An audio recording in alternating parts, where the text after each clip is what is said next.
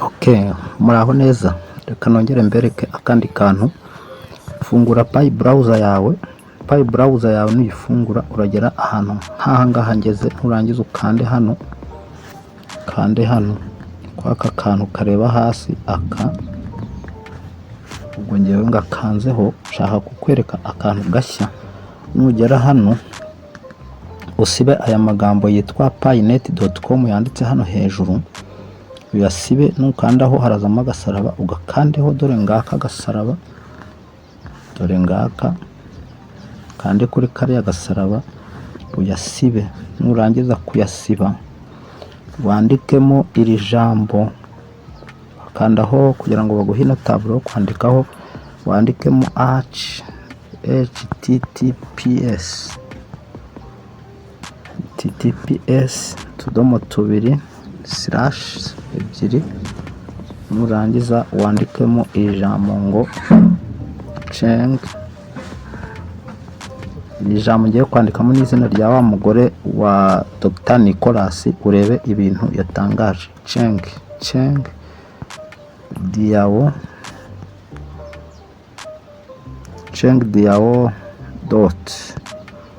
dot funny. Kunguko byanditse nawe ari kubyandika, nurangiza ukore search, urakanda kuri kano ka okay, urakora search, urangiza kubyandika kanze hano hasi kuri kano kavi kari hasi hano wandikira, ubwo ngakanzeho. Urabona iri tangazo yashyizemo hano, ISO DESA 22 activation November ku itariki 22 nyine z'ukwa 11 2025. Hariho n'igiciro cya G-Civil bari kuvuga ko kizaba launch kizashyirwa ku mugaragaro. Ubwo nyine nanjye mba nayakuye ahandi hantu, ariko mashaka ko nawe uyabona. Sawa, reka rero dutegereze turebe kuri izi tariki 22 z'ukwa 11 turebe ikintu kizaba.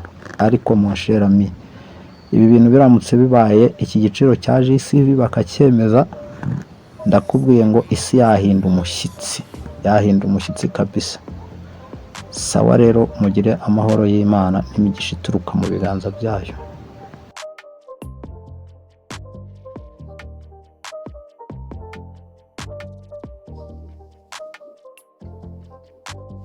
GCV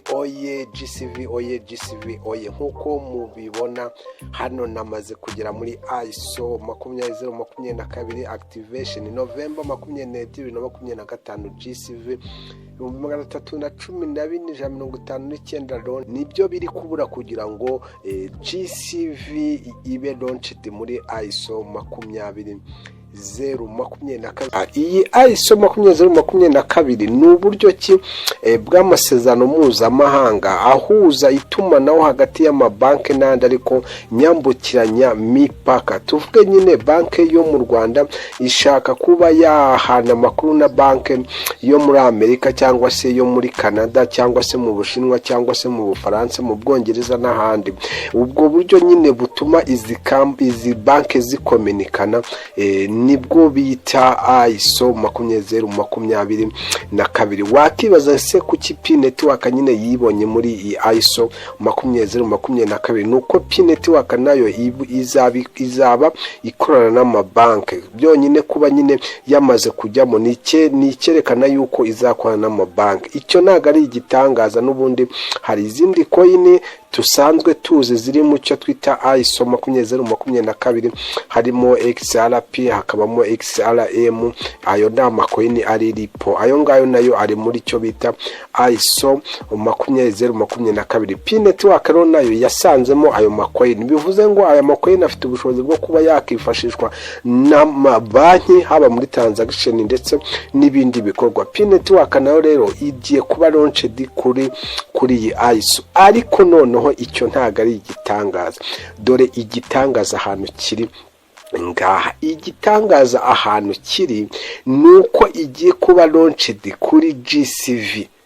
tuvuga GCV abantu ntibabyumva, abantu bakabica amazi nyine, abantu bakumva ko ni ibintu bidashoboka, bitewe n'inzara y'Abanyafurika, bitewe n'imibereho yacu, bitewe n'imico yacu. Ariko noneho dore birimo birigaragaza yuko noneho habura iminsi 12, amasaha 18, iminota 30 nyine nubwo ndimo ndakora ngewe iyi nkuru ubu tuvugana. Rero ni ukuvuga ngo murabizi ko nyine kuri 22 z'ukwezi kwa 11 hakunzwe kumvikana havugwa yuko nyine aribwo iyi ISO izaronshinga Pi Network kandi ikayironshinga kuri GCV. Byabaye rero ni iminsi 12 irimo irashira isigaye kugira ngo ibi bintu bibe. Guys, Pi Network ni ikindi kintu. Pi Network ni ikintu utabasha kuba wasobanura kuko ni kinini ndetse ni kigari.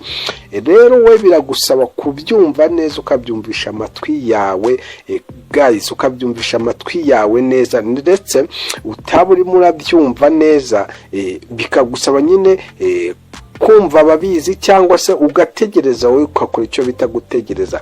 Mwabibonye se ngo Pi Bank guys, ibi bintu biteye ubwoba. Rero ikinzanye hano nayo makuru nagira ngo mbahe, ariko nanone nkwereke uburyo ki nawe ushobora kuba wabibona. Ese ibi bintu umuntu arimo arabibona gute? Iyi gahunda yanjye ni ukukwereka ibintu, nkakwereka naho amakuru arimo araturuka, kuko harimo abantu baza bakadutera amabuye ngo ibyo bintu muba mwazanye mubikuye. Guys, ntago ari ko amakuru yose uzayabona muri dashboard, ntago ari ko ibintu byose bikorwa muri mushinga wa Pi Network byose bizajya biza muri dashboard. Ibyo byo ubimenye, niba uzi ko amakuru uzajya ubona ari uko ngo uyabonye ngo muri dashboard, ntago ibintu byose byo bikorerwa mu mushinga wa Pi Network binyuzwa muri dashboard. Ibyo bintu ubanze ubimenye. Rero imbanje kugira ngo nkwereke nawe aya makuru buryo ki wayabona, sibyo ushaka kwibaza ati aba bantu barimo barahimba ibi bintu baba babivanye hehe, baba beditinze. Urabona ngiye ndi kubikora live. Reka ro tujyane akantu ku kandi, nkwereke uburyo ki ushobora kubibona, nkwereke uburyo ki wabasha kubyikorera, bityo nawe amakuru ujye uyafiteho neza 100%. Gusa umenye ko Pi Network izatungura abantu. Wowe icyo upfa ni ukuba uzifite waramayininze ku gihe, ufite Pi zawe, konti yawe ifite safe, ifite umutekano uri hejuru. Guys, nizere yuko kabisa konti yawe imeze neza. Twagiye nkurikira akantu ku kandi nkwereke uburyo ki ibi bintu ugiye kubikora. Mbere na mbere urakora iki? Ikintu cya mbere urajya muri Pi browser yawe nk'ibisanzwe. Rimwe na rindi reka nsubire inyuma kugira ngo nyine dutangirane mbere ku buryo ki ushobora nawe kubona ibi bintu. Ikintu uri gukora ukimara kwinjira muri Pi browser yawe, urabona nyine uhita uhingukira ku cyo twakwita kuri home, ahari nyine ibintu byose. Yes, aho usanga ibintu byose. Reka nshyiraho connection, ntabwo hariho connection. Noneho kugira ngo embereke akantu ku kandi, mbere ku buryo ki ibi bintu birimo biraboneka, nkwereke uburyo ki nawe ibi bintu wabibona.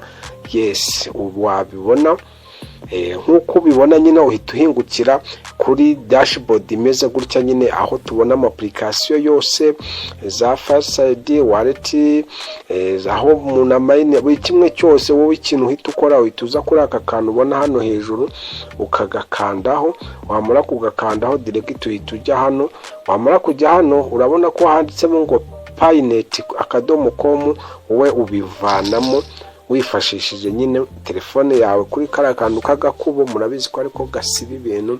Warangiza ukandikamo ibi bintu ngiye kukubwira. Urajyamo wandike H cyangwa se wandike H mu Kinyarwanda, wandike T ebyiri cyangwa se ta ebyiri, ushyireho P, ubwo ni pa mu Kinyarwanda, ushyireho na S. HTTPS nurangiza ushyireho utudomo tubiri, ushyireho icyo twita uturongo tubiri tuberamye, cyo twita / nurangiza wandikeho ngo cheng diyaw akadomo fani. chenge di yao akadomo fani. Sorry kabisa nari mbyanditse nabi. Chenge di yao akadomo fani nkuko mubibona. Nurangiza ukande enter cyangwa se ukande done bitewe nuko telefone yawe imeze, utegereze. Yes, ngira ngo urabibonye neza cyane. Urabibonye yuko duhise nyine tugwa kuri ya ISO 20022 ugahita ubona yuko nyine bahise batwereka countdown. ubwo natangiraga twari turi ku minsi 12 amasaha 18 iminota 30, none tugeze ku minota 24.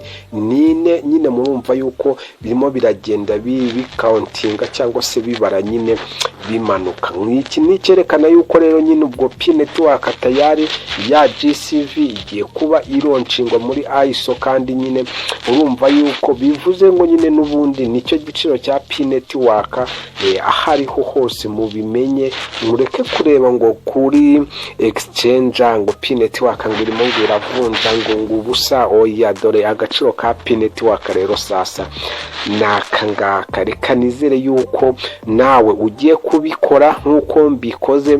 Nugira ikibazo twandikire muri comment kugira ngo tubashe kuba twakuyobora birenzaho.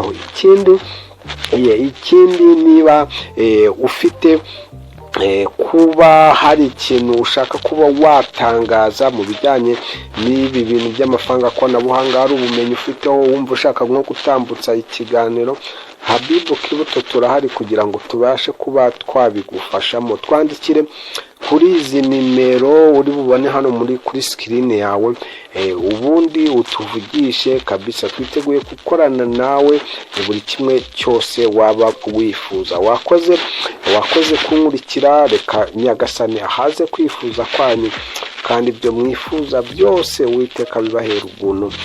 Ciao ndabakunda, mugire umunsi mwiza naho gutaha.